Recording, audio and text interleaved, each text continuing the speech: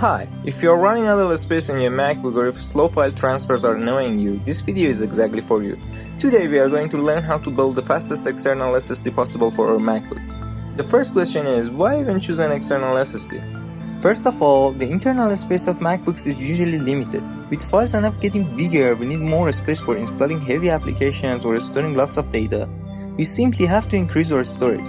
We need high speeds for quick transfers and app installations. And external SSDs are the best solution. Now, what's the difference between SSDs and all external hard drives?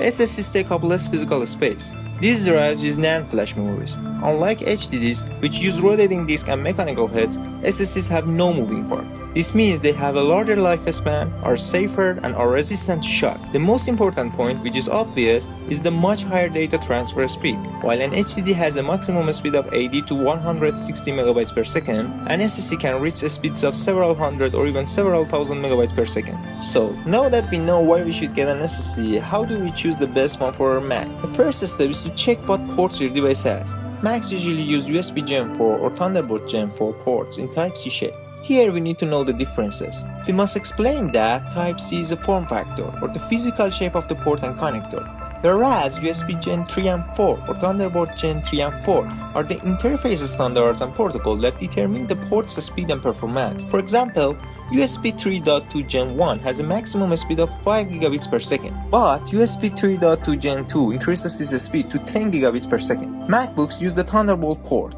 The speed of the Thunderbolt 4 port is 40 gigabits per second, or 5000 megabytes per second. Therefore, we must look for an external SSD which read and write speed is close to this limit. Unfortunately, most ready-made external SSDs on the market use the USB 3 interface, and their speed only goes up about 2000 megabytes per second. This means we can't use the full capacity of our Mac's Thunderbolt 4 port, and the speed stays quite low. What's the solution? We are going to build our own external SSD to get that amazing speed. We must look for internal SSDs that support this speed. Internal SSDs come in different shapes, such as the 2.5-inch drives like old laptop hard drives, or M.2, a similar card to a RAM. We have to choose NVMe SSDs that use the M.2 shape and PCIe 4 connection. For this project, we use the Samsung 990 Pro internal SSD. This drive with the M.2 shape and PCIe 4 interface offers a read speed up to 7450 megabytes per second and write speed up to 6900 megabytes per second. Now that we have the internal SSD, how should we connect it to the Mac? We need an SSD enclosure. The enclosure must support the connection interface of our internal SSD. Since our SSD is PCIe 4, the enclosure must also have this interface. Most importantly, the enclosure must have the Thunderbolt 4 interface so we can connect it to our Mac and use the 40 gigabits per second speed. You can buy any enclosure model with these specs, but pay attention to a few points. Physical size. What is the physical size of the SSD and is it compatible with your enclosure? For example, 22AD. Heat management. SSDs generate a lot of heat when working, especially when transferring big files. If this heat is not managed, the drive speed might decrease or the SSD might eventually burn out. Therefore, we need to see if your SSD has a heatsink or if your enclosure needs to have an internal heatsink or a fan. The combination of the Samsung 990 Pro with an Akusys enclosure provides excellent performance.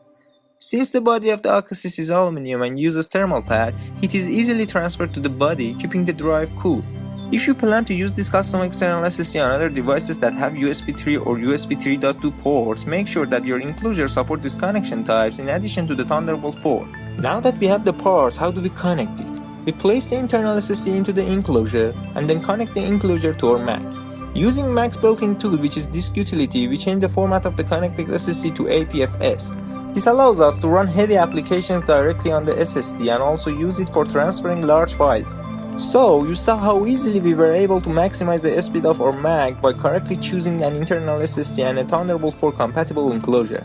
I hope this video has helped you to make the best choice. If you have any question, leave a comment. Thank you.